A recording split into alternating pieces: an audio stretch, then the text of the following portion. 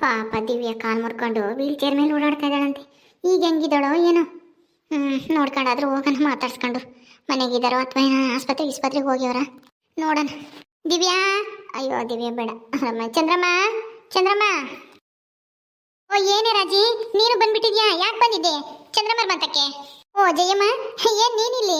ನಾನು ದಿವ್ಯನ್ ಖಾಲಿ ಹಂಗೈತಿ ಏನು ಅಂತನ ನೋಡ್ಕೊಂಡು ಹೋಗೋಣ ಅಂತ ಬಂದೆ ಆಸ್ಪತ್ರೆಯಿಂದನ. ಬಂದವ್ರಂತೆ, ನನಗೂ ಗೊತ್ತಿರ್ಲಿಲ್ಲ. ಇವತ್ತು ನನ್ನ ಸೊಸೆ ಹಂಗಂದ್ಲು ಮೋದು, ಅದಕ್ಕೆ ನೋಡ್ಕೊಂಡು ಮಾತಾಡ್ಕೊಂಡು ಹೋಗೋಣ ಅಂತ ಬಂದೆ. ನೀನು ಅದಕ್ಕೆ ಬಂದ? ಹ್ಞೂ, ನಾನು ಅದಕ್ಕೆ ಬಂದಮ್ಮ. ಪಾಪ ದಿವ್ಯ ಕಾಲು ಮುರ್ಕೊಂಡೇವಳಲ್ವಾ, ಹೆಂಗಿದ್ದಾಳೋ ಏನೋ ಅಂತ ನೋಡ್ಕೊಂಡು ಹೋಗೋಣ ಅಂತ ಬಂದೆ. ಏನು ಸಮಾಚಾರ? ಏನು ಇಲ್ಲಮ್ಮ, ಹೇಳ್ಬೇಕು. ಹೆಂಗೋ ನೀನು 5 ವರ್ಷ ತಗೊಂಡು ನಿನ್ನ ಸೊಸೆ ಅಲ್ಲ, ನಿನ್ನ ಅಳಿಯ ನಿನ್ನ ಮಗ ಇಬ್ರು ಕಾತ್ಕೊಂಡು ಹೆಂಗೋ ಈ ವರ್ಷ ಪ್ರಶಸ್ತಿ ಬೇರೆ ತಾಂಡಿದ್ಯಾ. ಬಿಡಮ್ಮ, ನಿಂದು ಲಕ್ಕೆ ಚೇಂಜ್ ಆಗ್ಬಿಟ್ಟೈತೆ ಅಲ್ವೇ? ಹ್ಞೂ, ಮತ್ತೆ ನಾನು ಜಯಮ್ಮ ಅಂದರೆ ಏನು ಅಂದ್ಕೊಂಡಿದ್ಯಾ? ಯಾವುದೋ ರೀತಿಲಿ ಒಂದು ಕಡೆಗೆ ಅದೃಷ್ಟ ಬರೋ ಥರ ಮಾಡ್ಕೊಂತೀನಿ. ಒಂದಿಲ್ಲ ಅಂದರೆ ಏನಂತೆ, ಫಾರಿನ್ ಅಳಿಯ ಸಿಗಲಿಲ್ಲ ಅಂದರೆ ಏನಂತೆ, ಇದರಲ್ಲಾದರೂ ನಾನು ಹೆಸರು ಮಾಡ್ತೀನಲ್ಲ. ಬಿಡು. ಈಗ ದಿವ್ಯನ್ ಮಾತಾಡ್ಸ ನಡಿ, ಒಳಗೈದಾಳೆ ಏನ ಪಾಪ. ಓ ರಾಜಮ್ಮ, ಜಯಮ್ಮ, ಏನು ಸಮಾಚಾರ? ಏನು ಇಲ್ಲ ಕಣೆ ಚಂದ್ರಮ್ಮ, ಅದೇ ದಿವ್ಯನ್ನ ನೋಡ್ಕೊಂಡು ಹೋಗೋಣ ಅಂತ ಬಂದೆ. ಐದಾಳ ಒಳಗೆ? ಹ್ಞೂ ಐದಾಳೆ, ಬರೀ ಒಳಕ್ಕೆ ಬಾರೆ ಜಯಮ್ಮ, ಬಾ. ಅಯ್ಯೋ ಬೇಜಾರು ಮಾಡ್ಕೋಬೇಡ ಬಿಡೆ ಚಂದ್ರಮ್ಮ, ಯಾರಿಗೆ ಗೊತ್ತಿರುತ್ತೆ ಯಾರ್ಯಾರ್ದು ಅದೃಷ್ಟ ಹೆಂಗಿರುತ್ತೆ ಅಂತನ. ಪಾಪ ದಿವ್ಯಾ ಒಳ್ಳೆ ಚಟ್ಪಟ್ ನಂಗೆ ಓಡಾಡ್ಕೊಂಡು ಎಲ್ಲಾರು ಮಾತಾಡ್ಸ್ಕೊಂಡು ಓಡಾಡ್ತಿದ್ಲು. ಆದರೆ ಆಯ್ಕೊಂಡು ತಿನ್ನೋ ಕೋಳಿದ ಕಾಲು ಮುರಿದಂಗೆ ಆಗೈತಿ ಪರಿಸ್ಥಿತಿ. ಪಾಪ ಈ ಥರ ಆಗಬಾರ್ದಾಗಿತ್ತು ಬಿಡು ದಿವ್ಯನಿಗೆ. ನೆನೆಸ್ಕೊಂಡ್ರೆ ನಮಗೆ ಕರಳು ಚುರ್ರ ಅನ್ನತ್ತೆ. ನಾನು ಹಂಗೂ ಮನೆಸ್ಲೇ ಬಂದಿದ್ದೀರಾ ಅಂತ ಹೇಳಿದ್ರ ನೋಡ್ಕೊಂಡು ಹೋಗೋಣ ಅಂತಂದ್ರೆ ಬಿಡುವೇ ಆಗಲಿಲ್ಲ, ಹಂಗಾಗಿ ಬರೋಕ್ಕಾಗಲಿಲ್ಲ. ಇವತ್ತು ಬಂದೆ, ರಾಜಮ್ಮನೂ ಅವಳು ಬಂದೇಳು ಇವತ್ತೇನೆ ನೋಡ್ಕೊಂಡು ಹೋಗೋಣ ಅಂತಾನೆ.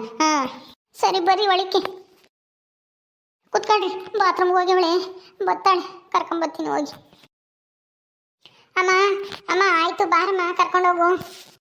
1 ನಿಮಿಷ ಕುತ್ಕೊಳ್ರಿ, ನಮ್ಮ ದಿವ್ಯನ ಕರ್ಕೊಬರ್ತೀನಿ, ಬತ್ತಾಳೆ.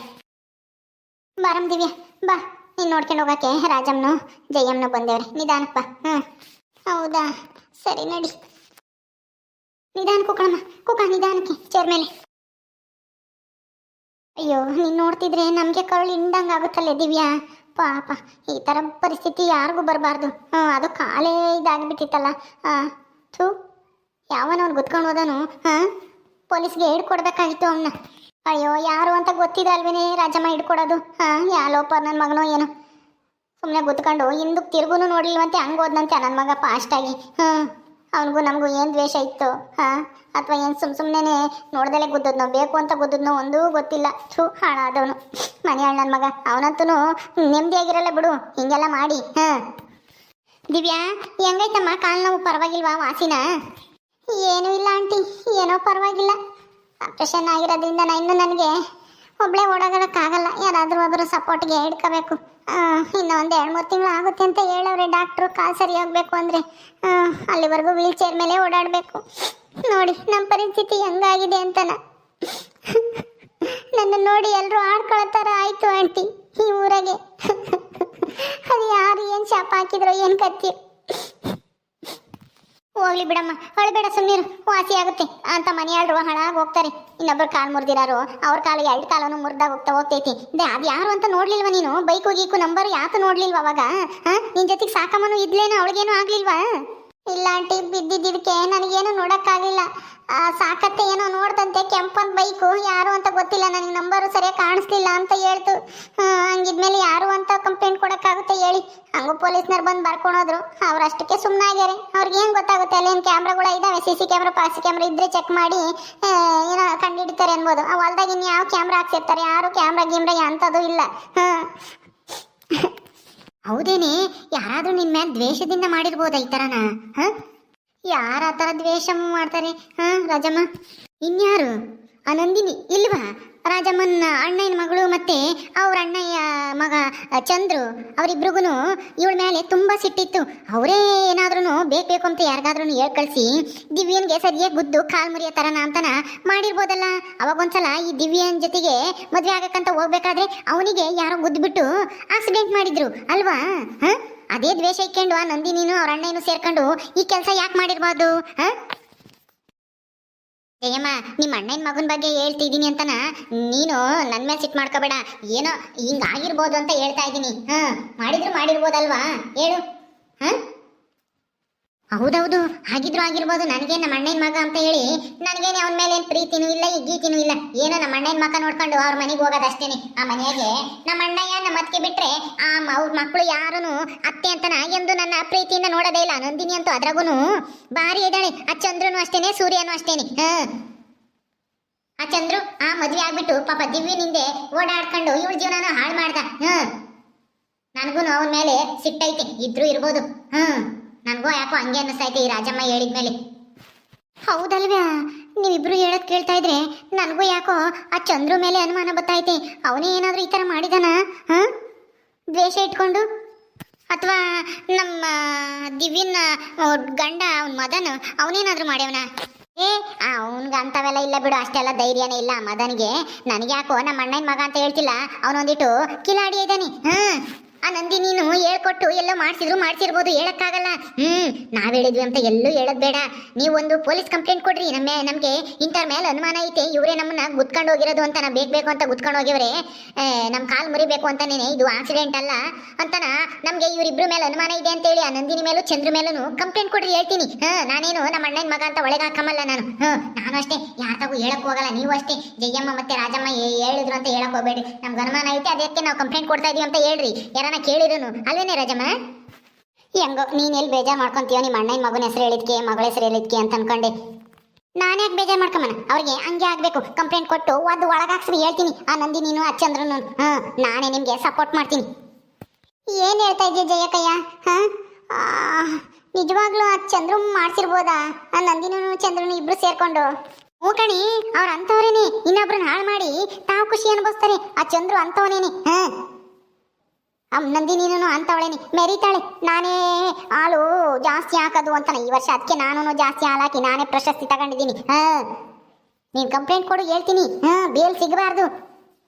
ಏನಂಗೆ ಸೈಟ್ ತಗೊಂಡಿದ್ದೀನಿ ಅಂತ ನಮ್ಮ ಮೆರಿತಾಳೆ. ಅವನು ಸಿದ್ಧ ಪೆದ್ದ, ಅವನಿಗೊಂದೀಟು ಬುದ್ಧಿ ಇಲ್ಲ. ಅವನೇ ಹೇಳ್ದಂಗೆ ಕೇಳ್ತಾನೆ.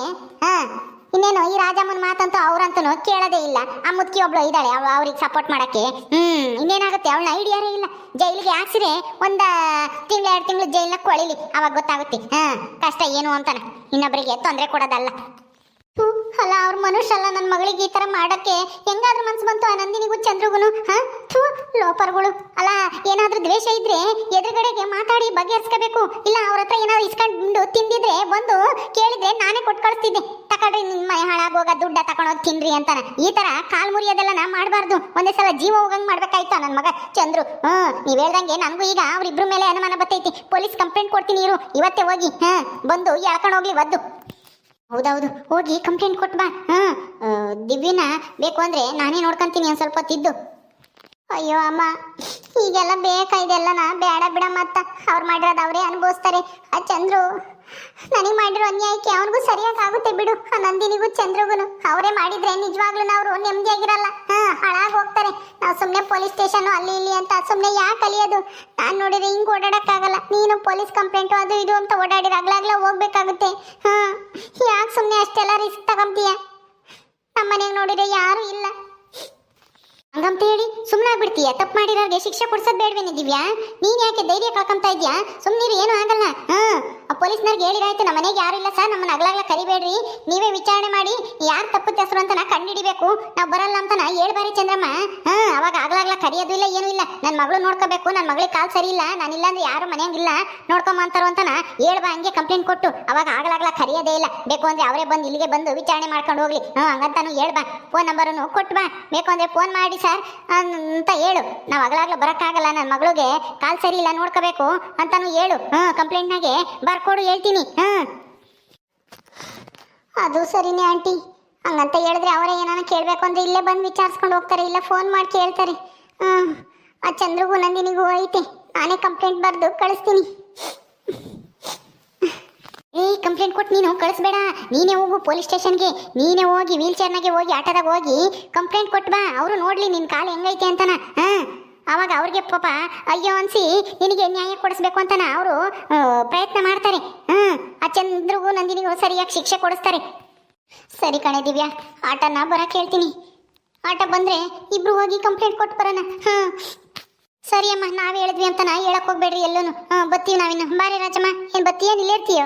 ಬತ್ತೀನಮ್ಮ, ನಾನಿನ್ನೇನು ಮಾಡೋಣ, ಇನ್ನೇನು ನೋಡ್ಕೊಂಡಿದ್ದಾಯ್ತಲ್ಲ, ಹೋಗ ನಡಿ. ಅವ್ರೇನೋ ಕಂಪ್ಲೇಂಟ್ ಕೊಡಕ್ಕೆ ಹೋಗ್ತಾರಂತೆ ಆಟ ಕರ್ಕೊಂಡು. ನಾನೇ ಆಟ ಅಲ್ಲಿ ಯಾರನ್ನ ನಮ್ಮ ಮನುಗೆ ಹೇಳಿದ್ರೆ ಕಳಿಸ್ತಾನೆ ಅದನ್ನ ಆಟನ. ಹಾಂ ಹ್ಞೂ ಸರಿ, ಹಂಗೆ ಮಾಡಿ ಮನುಗೆ ಹೇಳಿ ಯಾರ್ದನ ಆಟ ಕಳ್ಸಕ್ಕೆ ಹೇಳಿ ದಿವ್ಯಾರ ಮಂತಕ್ಕೆ ಅವ್ರು ಪೊಲೀಸ್ ಸ್ಟೇಷನಿಗೆ ಹೋಗ್ಬೇಕಂತೆ ಅಂತಾನೆ. ಬತ್ತೀವಿ ಕಣಿ ಚಂದ್ರಮ್ಮ. ದಿವ್ಯಾ ಹುಷಾರು, ಬತ್ತೀವಿ. ಸರಿ ಆಯ್ತು ಆಂಟಿ, ನೀವು ಬಂದು ಹೇಳಿದ್ದು ತುಂಬ ಉಪಕಾರ ಆಯಿತು. ಸರಿ ಓಕೆ ಸ್ನೇಹಿತರೆ, ಈ ವಿಡಿಯೋನ ಇಲ್ಲಿ ಮುಗಿಸ್ತಾ ಇದ್ದೀವಿ. ಈ ಕಥೆಯನ್ನು ಮುಂದುವರಿಯುತ್ತೆ. ನಿಮ್ಮೆಲ್ಲರಿಗೂ ಈ ವಿಡಿಯೋ ಇಷ್ಟ ಆದರೆ ಲೈಕ್ ಮಾಡಿ, ಶೇರ್ ಮಾಡಿರಿ. ಹಾಗೆ ನೀವು ಯಾರ್ಯಾರು ನಮ್ಮ ಚಾನಲ್ ಸಬ್ಸ್ಕ್ರೈಬ್ ಮಾಡ್ಕೊಂಡಿಲ್ವೋ ದಯವಿಟ್ಟು ಸಬ್ಸ್ಕ್ರೈಬ್ ಮಾಡ್ಕೊಳ್ರಿ. ಮುಂದಿನ ವಿಡಿಯೋದಲ್ಲಿ ಸಿಗ್ತೀವಿ. ನಮಸ್ಕಾರ.